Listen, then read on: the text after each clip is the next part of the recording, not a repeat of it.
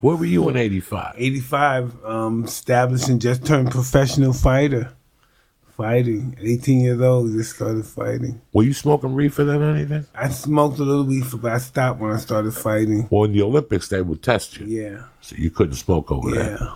When did you start smoking weed? Like around 97. That's 98, 97, I started smoking back. And it calms you down? Hey, I wish I was smoking it when I only smoked it once when I was fighting. I had an awesome fight. I fucked the guy. I broke his cheekbone, the eye socket, his jaw, his back. Man, I fucked him with his ribs. I was on the joint. I was high. You fucked somebody up stoned? But they fined me $300,000. Oh, they tested you afterwards? Yeah.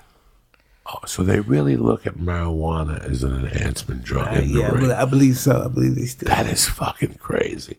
But I'll tell you what, the best thing I ever did growing up was shooting hoops. And there was nothing like shooting hoops when you're stoned to the fucking gills. To play basketball. It's not like training boxing, sparring in gym when you. Yes. No. No sparring. Yeah. I'll do bag work. I'll jump rope. I'll do kettlebells. I'll lift. Punches getting thrown at me when I'm stoned. Fuck you. And jiu-jitsu, I never even think about getting high before I go to jiu-jitsu. It's my best sparring session. I'm high. I'm fighting good. It relaxes you when you're sparring. It takes that little. See, I like it before I go on stage. Before I go on stage, the feeling you get, it all lives in your stomach. Everything that you own, everything that you Yeah, when I was on stage, I couldn't go on this sober. I couldn't go on stage without smoking. All right, let me ask you this off the fucking cuff here. I watched Tyson. I watched you go do a one-man show on, I think it came on HBO. Yes. I sat there going, look at this motherfucker. Look at this man. What he's done. But then I go, to him, this is dick. Because he's beating people up in front of 50,000 people with 1 million people watching you on pay-per-view. What's the difference of what? I mean, you went up there like you had been doing stand-up for 20 years. It's different. Know why? It's too fucking intimate, you know. It's too intimate to either block out. You know, even though something fighting, you can block everything out, but you can still see everything, but everything's blocked out. You know? But right there, it's just too fucking perfect. You turn around and in your fucking face. So, it was, you know, it was really interesting how I was doing that, you know. But I put it all in the same perspective as fighting. When you went up on stage, yeah, fucking brilliant. Because I've been telling people that ever since I started jiu-jitsu, my stand-up game has gotten way fucking better. I've become a better stand-up. Now I know when to breathe. Now I know when to attack. Relax, yes. Yeah, now I know how to beat him up for 3 minutes and backing off. Being on stage is pretty exhilarating, man. It gives you something of a high. Being on stage. When you got off stage, what did you feel? When I got off stage, I felt that I needed to get back on stage. Really? Yeah. Now, where did you rehearse this? In Vegas. In the MGM Grand. And how many times did you rehearse this a week before you shot it for HBO? Wow, we did it for a long time, and then they said, let's go to Broadway. First they took us to Broadway, and then once we did it on Broadway, they said, let's shoot it here, and then we shot it there. How long was it on Broadway for? I think we did 2 weeks. Yeah, 2 weeks on Broadway. And would you switch the stories up every night, or did you stay to a... Sometimes I'll switch them up. Because something else pops up. Yes. Like sometimes you're in between 2 stories, and you got the 2 stories, but there's a bridge between those motherfucking stories that'll make those stories so much motherfucking better. Changes. Just one little bridge. Always changing. And how did you feel when you got off stage? Were you tired? Were you vulnerable? No, I thought it wasn't long enough. I need to get back on there again. I wanted to be out there. I wanted the people to see me. I wanted them to applaud more and stuff. And how long would you do that? How long was the original? Listen, I used to do it twice a day. I did it twice a day in Europe. I did it twice a day on some shows. And who wrote it with you? My wife wrote it. No shit. And you just told her the stories. I told her what happened. At first she said, whoa, I don't want to talk about that. You think you really want people to know that? I said, no, baby, everybody know. If I lied, people out there would say, you're lying motherfucker. They know. Everybody know what happened. So I had to tell the truth. Everybody knows. No one could come up and say, hey, that's bullshit. Because everybody know that really what happened. You didn't care like me. I don't give a fuck what gets out. I put it all out there, man. Everybody knows. I used to never, I told everybody before. I used to never told nobody on stage like that, but everybody knows. I was telling Lee yesterday, the other night, to get on stage, and sometimes Lee might feel like I'm bullying him or whatever, but what I'm trying to explain to Lee is the more you go on stage, the more you peel the layers off. 100%. I can make you go up there and talk shit for every night for a year until one night you're fucking dying, and all of a sudden, you start talking about fuck this. Let me tell you what I saw when I was 4. I was walking down the block and I saw a dude stab another dude. And all of a sudden the crowd is silent. But all of a sudden you just took off your shirt. You just put your heart in their hands. And that's a weird... It took me fucking 11 years of comedy to even think of putting prison, drug addiction, the pain I had growing up, finding my mother dead on the fucking floor when I'm going to hit an acid. It took years for me to come up on stage and get the balls to say that because I didn't think it was interesting. I thought that everybody took these lumps as a child. That's what I always thought too. And I thought everybody kept it. In fact, I thought everybody felt dirty about it. I used to feel dirty with how my childhood was that I was poor. I felt real bad about that. It was just really bad. It was like, no, this is never going to turn out good. There's no way I was going to become this guy that I am now. It was just really bad.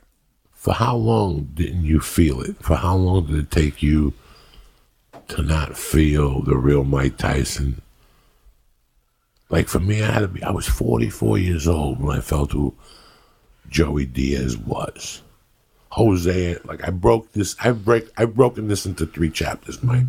My birth name is Jose Antonio Diaz. That's my motherfucking slave name. That's what they gave me before they put me on the ship. My street name is Coco Diaz, and my name today is Joey Diaz. Right. And I've had to, for me to keep going, I've had to break this up into 3 characters to understand who the fuck made me. Do you feel that way? Like at one time you were Little Mike, Tough Mike. Dirty Mike. Dirty Mike. Okay, you were Dirty Mike.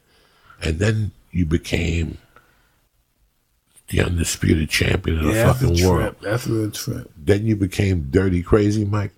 Now you just became a fool. Then you became Nasty Mike. Yeah, a fool. Nasty man. Mike, the West Wind of NWA. You know what I'm saying? Like you were in NWA. I gotta really say, when I was champ, I really didn't hurt anybody but myself, really. We just had a lot of fun. I bought a lot of cars for people and girls and stuff.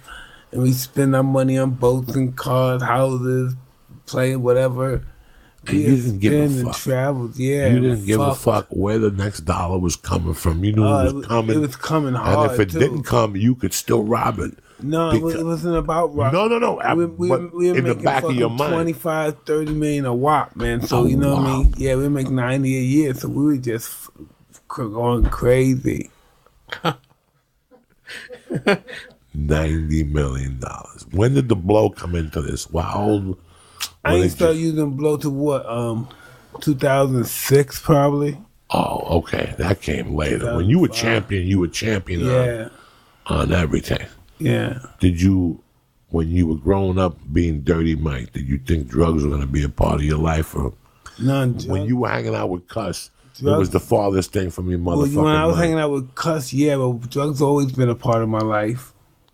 Parents? I stopped. Yeah, my mother was alcoholic. My father was a drug addict and stuff. Alcoholic. He was a player and stuff.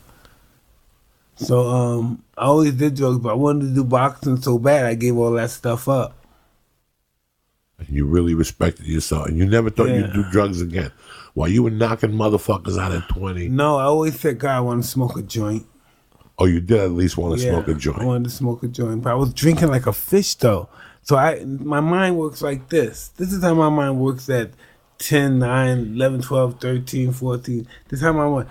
Listen, I'm not going to do weed and no more drugs. No why? Because that's illegal. But I'm going to get drunk like a motherfucker. I was an alcoholic my whole career. Oh, man. Blazing, fucking full-blown alcoholic. What about during training camps? No, I didn't do none of that stuff during my training. But listen, after fights, I'm a monster. Right to the bars. For how long? Huh? How long would you go after your Until we got a next fight and I start training again.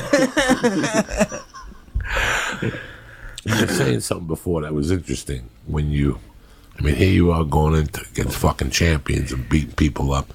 Now you have to. I consider when I go up on stage that I'm going up in front of a mirror, and that's why you get those nerves sometimes. You were saying that before you got on stage, your nerves would be out of fucking control and you needed to get blasted. Why? No, I just have to be, I'm not comfortable enough with myself being sober and performing like that in front of other people. I have to get stimulated. What kind of pre-show stimulation did you have? You shadow box, smoke a little joint like an hour before, 15 minutes, 30 minutes before I get on stage. And how loose did it make you feel? Yeah, I'm just ready to go. I'm pretty uninhibited. When you get off stage after an hour, how long was the 1:15? Yeah, 1:15. When you got off, did you feel that night when you get to the hotel, not pain, but a little discomfort in your thighs? No. Because you were, for me, when I get off stage, and this has just been the last 10 years, when I learned how to become a headliner. When I became a headliner, yeah, I was headlining clubs, but I wasn't a motherfucking headliner. There's a big difference. Sometimes my legs feel sore after 2 shows because I'm gripping my feet like a fucking animal into the ground and I'm letting everything go and I ain't backing up, bitch. In my mind, this is what I do. I didn't mean to interrupt. No, go. That's why I haven't been doing shows for probably a year because I won't do a show unless I'm in 100% physical shape. God bless you. I don't go on stage unless I'm in 100% Why? physical shape. Huh? Why? Because my stage is a lot of energy. It's explosive. I'm doing stuff. I'm jumping all over the place. I'm moving a lot, and I can't do that. I couldn't do that right now. I couldn't do my show right today. I'm burning so much energy. I'll be too tired. I couldn't finish the show. When I do 2 shows now, like I do 2 shows a night, and I fuck by the second night, something, and I work on the daytime. You know what I'm saying? 20 on the elliptical, 20 minutes of weights. I'm an old man. I ain't looking at this as a kickboxing school.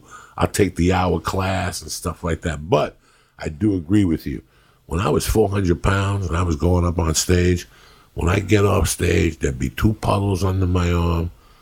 The cocaine would be sweating from the night before because I would never do coke before I went on stage. I'm the only guy that did. I did coke on stage once and it didn't turn right. I didn't like. No, shit, is it fucking bad? My nose is stuck clogged. You do not want to do cocaine. I was talking funny through my nose. I didn't like this. No, I did it one time. St. Patty's Day, 1992. That was the last time I did cocaine before I went on stage. I couldn't even do cocaine at 1 in the afternoon if I had a show at 8. Now, don't get me wrong. While I was up on stage, I had a gram in that drug pocket. Oh, no. Because as soon as I get off stage, before I could talk to Mike Tyson or Joey LaBamba or give Lee a hug, I would go, hold on, I got to pee. Because I had to keep that adrenaline going. So as I was peeing, I would do my first 3 bumps. Then I come out and give you a hug. And then I was Joey. That's it. That was how it was for the last 10 years of my career. Joe. That's awesome. I couldn't do it. Right. I had to have it in my pocket. I don't want no problems. If you told me it was on its way, I went up on stage and I would be cracked because I didn't have it. I want it in my pocket. I don't want to do it. Just give it to me. Let me hold it in my pocket. It'll make me feel comfortable. That was the reason why it took me so long to quit cocaine because I didn't think I'd be funny. But I knew one thing. When I went up on stage coked out, like the night before, like if I had done coke for 2 nights in a row, that next time when I get off stage, I would tell you material, but my soul and my heart wasn't connecting with the material. Like when I went on stage, I thought everybody knew I was on cocaine. You did? Yeah, everybody knew I was on cocaine. Oh shit, they know. And they look at me and after they know. I got bugged out, yeah. My God.